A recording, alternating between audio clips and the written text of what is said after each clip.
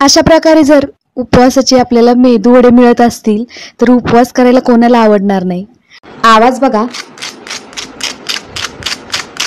बघा, वरून कुरकुरीत आणि आतून खुसखुशीत असा आपला मेदू वडा तयार झालेला आहे। आतून सुद्धा दाखवते मी तुम्हाला, हे बघा एकदम खुसखुशीत अशा इथं आपले मेदू वडे तयार झालेले आहेत। लगेच रेसिपीकडे वळूया आपण। तर इथे बघा एका डिश मध्ये आपण जी वाटी घेतलेली आहे, साधारण मीडियम साईजची वाटी आहे, त्या वाटीने वरईचं पीठ घेतलेलं आहे, म्हणजेच भगरीचं पीठ घेतलेलं आहे। एक वाटी भगर मी मिक्सरमध्ये दळून घेतलेली आहे। इथं आपल्याकडं दळलेलं जर आपल्या भगरीचं पीठ असेल घरामध्ये तर ते घेतलं तरीही चालेल। इथं मी हिरवी मिरचीची पेस्ट घेतलेली आहे, मीठ घेतलेलं आहे, पाणी घेतलेलं आहे आणि कोथिंबीर असं साहित्य मी इथं घेतलेलं आहे। आता आपण ज्या वाटीनं सर्व पीठ मोजून घेतलं त्याच वाटीनं आपण 2 वाट्या पाणी उकळण्यासाठी ठेवायचं आहे। गॅसवरती मी कढई ठेवलेली आहे, त्यामध्ये थोडंसं कढईला तेल लावून घेतलं आणि त्याच वाटीनं मोजून आपण 2 वाटी पाणी उकळण्यासाठी ठेवायचं आहे। तर कढईमध्ये आपलं पाणी उकळण्यासाठी आपण ठेवलेलं आहे। गॅसची फ्लेम आपण मीडियम टू हाय ठेवली तरी चालेल। पाणी आपलं मस्त असं उकळून घ्यायचं। आता या पाण्यामध्ये आपण पाणी जर असं उकळलं की त्यामध्ये आता लगेच थोडंसं चवीपुरतं आपण मीठ घालायचं। तर बघा इथं आपण चवीपुरतं मीठ घातलं। आता इथं तयार करून घेतलेली हिरवी मिरची आणि जिरे घालून पेस्ट तयार करून घेतली होती, ती पेस्ट यामध्ये घातली। आवडत असेल तर फोडणीमध्ये तुम्ही कोथिंबीर घातली तरीही चालेल।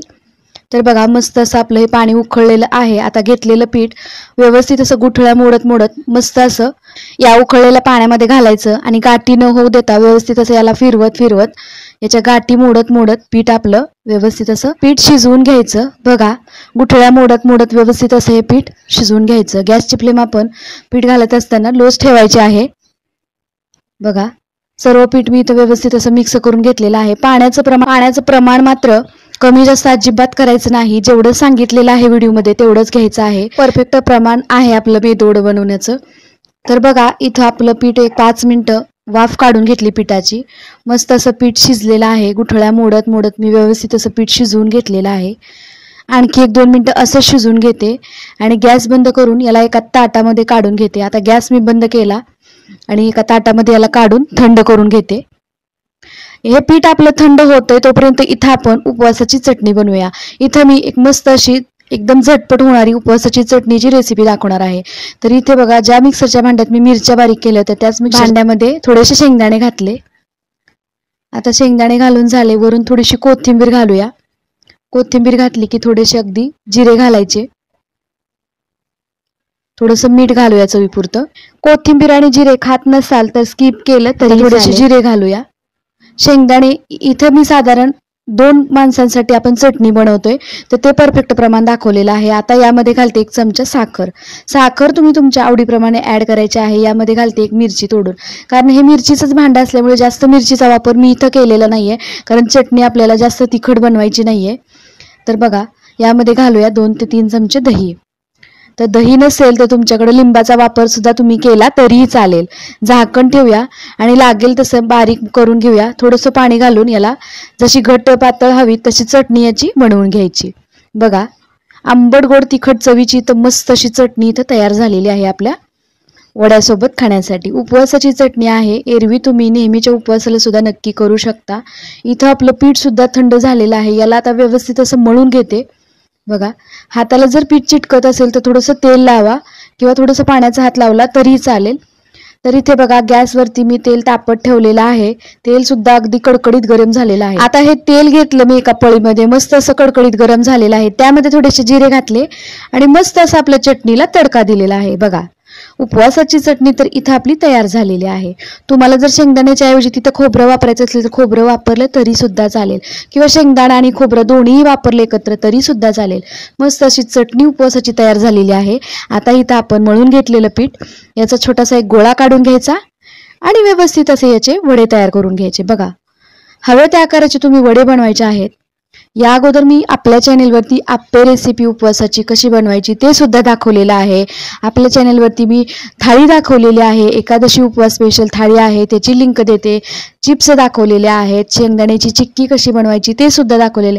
असे भरपूर पदार्थ आहेत आपल्या चॅनलवरती मी अगोदर अपलोड केलेले आहेत. तर तुम्ही लिंक डिस्क्रिप्शन बॉक्समध्ये देते, तिथे जाऊन नक्की पहा. नक्की तुमच्या उपयुक्त अशा रेसिपी आहेत. इडली रेसिपी आहे, भज्याची रेसिपी आहे, सगळ्या रेसिपी मी आपल्या चॅनलवरती अपलोड केलेल्या आहेत. तर इथे बघा मस्त असा मेदू वडा तयार करून घेतलेला आहे. ज्या पद्धतीने आपण उडीद डाळीचा वडा करतो त्याच पद्धतीने इथं आपण उपवासाचा मेदू वडा तयार केलेला आहे. बघा एक वडा तर तयार करून एका डिशमध्ये ठेवला. आता हा वडा सुद्धा तुम्हाला दाखवते. बघा मस्त असा याचा गोळा घ्यायचा, हाताला थोडंसं तेल लावायचं, नसेल चिटकत तर नाही लावलं तरी चालेल किंवा पाण्याचा हात लावला तरी चालेल. दोन्ही तळ हाताच्या मध्ये प्रेस करायचा आणि बोटाने याला व्यवस्थित असं गोल छिद्र. ज्या पद्धतीने आपण हॉटेलमधले मेदूवडे खातो त्या पद्धतीने इथं आपण उपवासाचे मेदूवडे तयार करून घेतलेले. अगदी खुसखुशीत होतात, खमंग लागतात आणि उपवासाला तेच ते पदार्थ खाऊन खूप कंटाळा आलेला असतो, नको वाटतात उपवासाला. तर कधीतरी चेंज म्हणून हे पदार्थ तुम्ही नक्की करून बघा. बघा तुम्हाला सुद्धा खूप आवडेल आणि एरवी सुद्धा उपवासाला तुम्ही नक्की करून बघाल. बघा आता सर्व मेदूवडे तयार करून घेतले मी. आता तेल तर गरम झालेलंच होतं, तेलामध्ये सर्व वडे सोडले. पण इथं एक महत्वाची टीप, इथं मी एक टीप सांगितलेली आहे. आता मेदूवडे तेलामध्ये सोडले की लगेच त्या मेदूवड्याला आपण पलटायला जायचं नाही. 1 2 ते 3 मिनिटं चांगले त्याला तळून घ्यायचे. एक बाजू चांगली तळू द्यायची आणि नंतर त्याला उलटून घ्यायचं. लगेच मेदूवडे जर पलटले तुम्ही तर ते चिटकू शकतात किंवा ते मेदूवडे आपले तुटू शकतात. त्यामुळे याला आपण लगेच उलटायला जायचं नाही. बघा उलट फुलट करून इथं मस्त असे मेदूवडे तळून घेतलेले आहेत मी. बघा तुम्ही मस्त असे आपले मेदूवडे तयार झालेले आहेत. अगदी 2 मिनिटं तळून घेते आणि लगेच एका ताटामध्ये काढून घेते. बघा खूप मस्त असा ब्राऊन कलर आलेला आहे, एकदम खरपूस कुरकुरीत होतात. बघा आता याला एका ताटामध्ये काढून घेते. बघा अगदी कमी तेलकट होतात, जास्त तेल सुद्धा लागत नाही हे वडे बनवताना आणि चवीला तर खूपच भन्नाट लागतात. तर सर्व मेदूवडे आपण तेलामधून काढून घेतले. बाकीचे वडे सुद्धा आपण या पद्धतीने तयार करून घ्यायचे आहेत. तर बघा मस्त असे सर्व मेदूवडे इथे तयार झालेले आहेत आपले. लगेच चटणी सर्व करूया आपण. गरमागरम उपवासाचे मेदूवडे चटणी सोबत खाण्यासाठी तयार झालेले आहेत. बघा किती छान असा कलर आलेला आहे आणि वाटत सुद्धा नाही की हे उपवासाचे मेदूवडे आहेत. एकदम झटपट आणि साध्या सोप्या पद्धतीने बनवलेली ही रेसिपी आहे. एकदम फटाफट तयार होते, खूप वेळ लागत नाही बनवण्यासाठी. सध्या नवरात्री चालू आहे. नवरात्रीमध्ये अशा पद्धतीने एक वेळेस जरी तुम्ही हे मेदूवडे केले तर साधारण 2 माणसाचं पोट भरेल इतपत एका वाटीमध्ये मेदूवडे बनतात. तर एरवीच्या उपवासाला सुद्धा नक्की करू शकता. अशी झटपट होणारी मेदूवड्याची रेसिपी मी आज आपल्यासाठी घेऊन आलेली आहे. रेसिपी कशी वाटली कमेंट करून नक्की सांगा. चॅनलवरती कोणी नवीन असेल तर व्हिडिओला लाईक शेअर आणि चॅनलला सबस्क्राईब जरूर करा आणि हो करा. चला आपण पुन्हा भेटू अशाच नवनवीन रेसिपी सोबत. तोपर्यंत मस्त खा आणि मजेत राहा. व्हिडिओ पाहिल्याबद्दल धन्यवाद.